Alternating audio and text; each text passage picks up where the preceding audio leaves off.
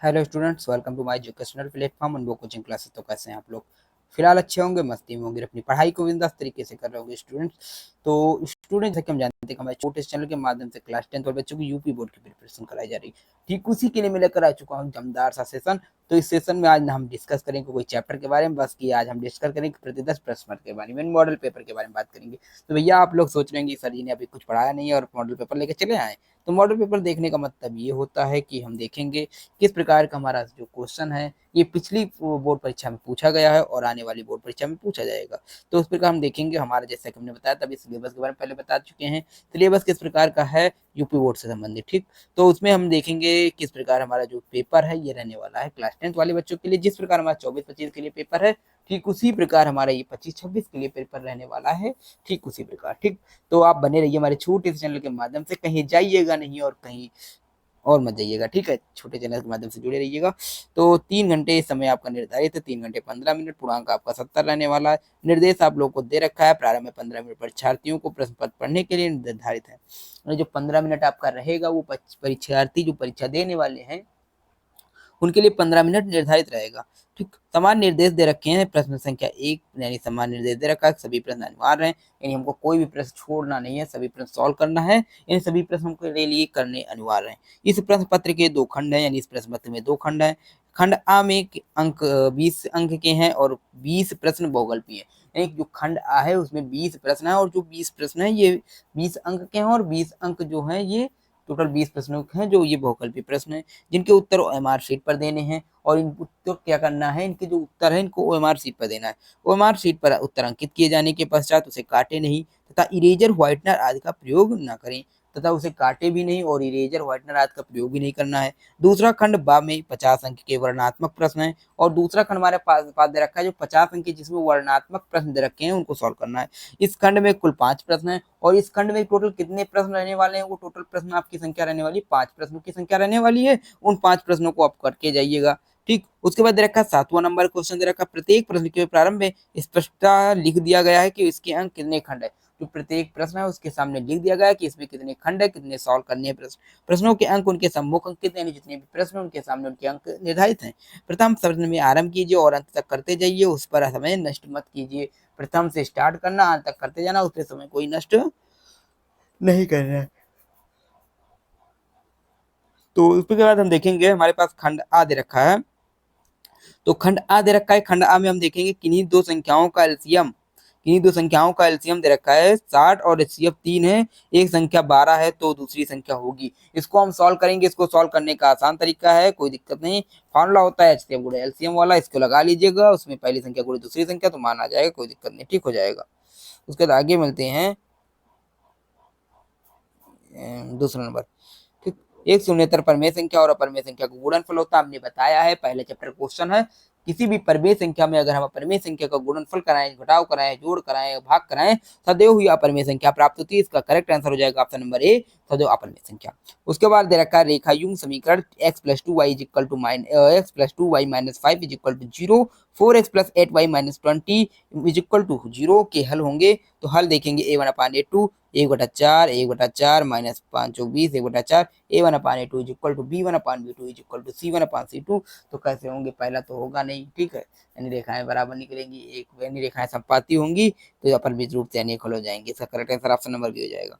उसके बाद रखा हुआ सबसे बड़ी संख्या जिससे 70 और 125 विभाजित करने पर क्रमशः शेष फल 5 और 8 प्राप्त होता है, तो वो क्रमशः क्या हो जाएगा, 4 नंबर का करेक्ट आंसर देख लीजिएगा। हम 65 और 117 का एचसीएफ निकालेंगे तो जितना भी एचसीएफ आएगा, इसका जहां तक 65-17 का एचसीएफ 13 आता देख लीजिएगा, लगा के आ जाएगा। 3 के प्रथम 5 गुणजों का योग ज्ञात करना, 3 के प्रथम 5 गुणजों का योग तो आ जाएगा, इसको लगा लीजिएगा। उसके बाद करते हैं 2x² - 4x + 3 = 0 के बारे में निम्न कथनों पर विचार कीजिए। इसको हम देख लेंगे। देखिए हम 20 एमसीक्यू दिखा दे रहे हैं, इसको आप कर लीजिएगा, ठीक है। अभी नहीं कर पाएंगे, हम जानते हैं अभी नहीं कर पाएंगे, हम खाली आपको पेपर दिखा रहे हैं, ठीक है, किस प्रकार का पेपर रहने वाला, सीधा हार्ड पेपर नहीं आता है। तो ये क्वेश्चन कहाँ से, ये क्वेश्चन आपका उसी आयत वाले यानी उसी से है, निर्देशांक ज्यामिति से नीचे वाला क्वेश्चन आ गया। फिर उसी देखिए समीकरण वाले से, फिर त्रिभुज से आया क्वेश्चन, फिर उसके बाद 10 नंबर ये आ गया त्रिभुज से क्वेश्चन, ठीक। उसके बाद फिर आगे बढ़ते हैं अगले पृष्ठ पे। तो अगले पृष्ठ पे हमारा देखिए क्वेश्चन किस प्रकार का है। Sine theta minus cos theta is equal to 1, sine 4 theta plus cos 4 theta का मान होगा। तो 11 नंबर क्वेश्चन है, इसकी ये भी त्रिकोणमिति यूनिट से आया है। Sine 2 is equal to 2 sine A, इसका correct answer option number A हो जाएगा। ये भी त्रिकोणमिति से, त्रिकोणमिति 3 क्वेश्चन मिले, 4 आ गए। ठीक, तो ये वाला त्रिकोणमिति से, त्रिकोणमिति से ये भी क्वेश्चन है। ठीक, उसके बाद करिए त्रिज्या आर सेंटीमीटर वृत्त यानी मेंसुरेशन से क्वेश्चन आया। मेंसुरेशन से 2 क्वेश्चन मिले हमको। हम एनालिसिस कर रहे हैं यानी पीडी, ये जो पिछला सत्र का जो पेपर है उसको अच्छे देखने किस प्रकार पेपर है। 1 से 10 तक के धनात्मक की संख्या होगा। मास सांख्यिकी इस चैप्टर से, सांख्यिकी से ये भी क्वेश्चन है। और उसके बाद देख लेते हैं, उसके बाद हम देखते हैं ये भी देखिए सांख्यिकी से 19 नंबर का, और ये प्रायिकता से 1 2 3 4 4 क्वेश्चन हमको सांख्यिकी और प्रायिकता से मिले हैं। उसके बाद देखते हैं कि 2 नंबर वाले क्वेश्चन स्पष्ट कीजिए कि 3 गुणे 5 गुणे 7 एक भाज्य संख्या क्यों है। यदि cot theta is equal to 7/8 तो 1 plus sine theta 1 minus sine theta 1 plus cos theta 1 minus sine theta cos theta का मान निकालिए। 2 घनों जिनमें प्रत्येक का आयतन 64 सेंटीमीटर क्यूब है, तो ये संलग्न फलकों को मिलाकर एक ठोस बनाया जाता है। इससे प्राप्त घनाभ का पृष्ठीय क्षेत्रफल ज्ञात कीजिए। लगा लीजिएगा, आसान है। ठीक है, इसको देख लीजिएगा। उसके बाद देखते हैं निम्न आंकड़ों के माध्य ज्ञात कीजिए। 10 से 20, 20 से 30, 30 से 40, 40 से 50, 50 से 60, 60 से 70, तो 2 7 12 15 8 6 ये बिंदु आंकड़े दे रखे हैं, इनके माध्य याद करते हैं। उसके बाद हमको दे रखा बिंदु दे रखे हैं, कुछ बिंदु को जोड़ने वाली रेखा किस अनुपात में विभाजित करते हैं, इनको देखना है। इसको देख लीजिएगा। एक्स वाई के ऐसा संबंध ज्ञात कीजिए जो बिंदु एक्स कॉमा वाई और बिंदु 3,6 और -3,4 से समदूरस्थ हो। तो इसको देख लीजिएगा। तो निम्नलिखित में से किन्हीं 5 खंडों को हल कीजिए। द्विघात बहुपद यानी 4 नंबर वाले क्वेश्चन आ गए। 6x² 3x 7 के शून्य ज्ञात कीजिए और शून्यों के बीच गुणांकों के बीच सत्यता की जांच कीजिए। दो संख्याओं के वर्गों का अंतर 180 है। छोटी संख्या का वर्ग बड़ी संख्या के 8 गुना है। दोनों संख्याएं ज्ञात कीजिए वाला लगा लीजिएगा। सिद्ध कीजिए किसी वृत्त के किसी व्यास के सिरों पर खींची गई स्पर्श रेखाएं समांतर होती है। सिद्ध कीजिए किसी बाह्य बिंदु से किसी वृत्त पर खींची गई स्पर्श रेखाओं के बीच कोण स्पर्श बिंदुओं को मिलाने वाली रेखा द्वारा कोण का संपूरक होता है। प्रयोग से आया। ठीक है, त्रिभुज वाले क्वेश्चन से, त्रिभुज और वृत्त से। तो एक थैले में लाल गेंद और 5 काली गेंदें हैं। इस थैले में गेंद के एक से एक गेंद या दक्षिणा निकाली जाती है। इसकी प्रायिकता क्या है कि गेंद लाल हो या लाल नहीं हो। तो हम लाल की गेंद की निकालेंगे तो लाल की गेंद बटे टोटल गेंद तो आ जाएगा लाल का, उसका 1 से माइनस कर देंगे तो उसका आ जाएगा लाल नहीं होने की प्रायिकता।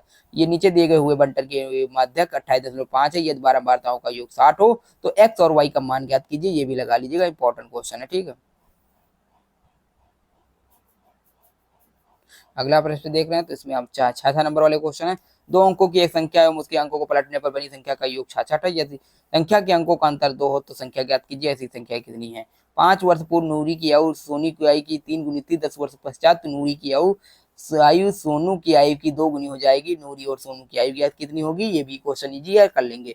ठीक, अगर नहीं कर पाएंगे भैया, अभी सेशन आपकी स्टार्ट नहीं हुई, अभी कुछ पढ़ाया नहीं है, खाली इसलिए दिखा रहे हैं कि किस प्रकार क्वेश्चन आपके बोर्ड एग्जाम पूछे जाते हैं।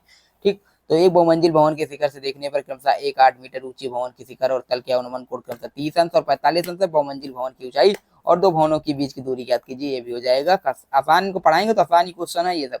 भूमि के बिंदु के पीछे 10 मीटर ऊंचे भवन के शिखर का उन्नयन कोण 30 अंश है। तो भवन के शिखर पर एक ध्वज लहराया गया है और बी से ध्वज के शिखर का उन्नयन कोण 45 अंश। दंड की लंबाई और पी बिंदु से भवन की दूरी ज्ञात कीजिए। एक बर्तन एक उल्टे शंकु के आकार का है। इसकी ऊंचाई 8 सेंटीमीटर और इसके ऊपरी जो खुला हुआ है जिसे सिरे की त्रिज्या 5 सेंटीमीटर या ऊपर तक पानी से भरा हुआ है। कुछ गोलियां जिसमें प्रत्येक 0.5 सेंटीमीटर त्रिज्या वाला एक गोला है डाली जाती है तो इसमें भरे हुए पानी के 1/4 भाग बाहर निकल जाता है। बर्तन में डाली गई शीशे की गोलियों की संख्या ज्ञात कीजिए। ये वाला हो जाएगा। एक गोलाकार कांच के बर्तन में अगर गर्दन की, तो देखिए क्वेश्चन आपके देखिए लेंथी है, क्वेश्चन आपके कठिन है, कुछ इजी क्वेश्चन है, तो आप लोग देख लीजिएगा। उसके बाद नहीं हो पाएगा हम बताएंगे। ठीक, तो क्वेश्चन जो ये देख रही पेपर इस तरह का रहने वाला है, यानी हम आपको दिखाने वाले थे किस नंबर कैसे पेपर पूछे जाते हैं, कहाँ से कौन से क्वेश्चन पूछे जाते हैं, वो हम आपको दिखाने वाले थे। तो हमने खाली पेपर को देखा है कि 2 नंबर वाले कितने क्वेश्चन हैं। तो 6 क्वेश्चन 2 नंबर 2 6 12 और 4 नंबर वाले टोटल 5 क्वेश्चन है। ठीक, 6 क्वेश्चन। ठीक, तो 6 नंबर वाले 4 को नंबर वाले 6 क्वेश्चन। उसके बाद 24 24 से 6 30 और 6 का 6, ठीक 12। ठीक, इस प्रकार क्वेश्चन है तो देख लीजिएगा। ठीक है, उसके बाद है 4 नंबर वाले क्वेश्चन। ठीक, तो इस प्रकार के ये क्वेश्चन रहने वाले हैं, आप लोग देख लीजिएगा, कोई नहीं। तो फिर मिलता है अगले वीडियो के साथ, अगले सेशन के साथ। जय हिंद, जय भारत।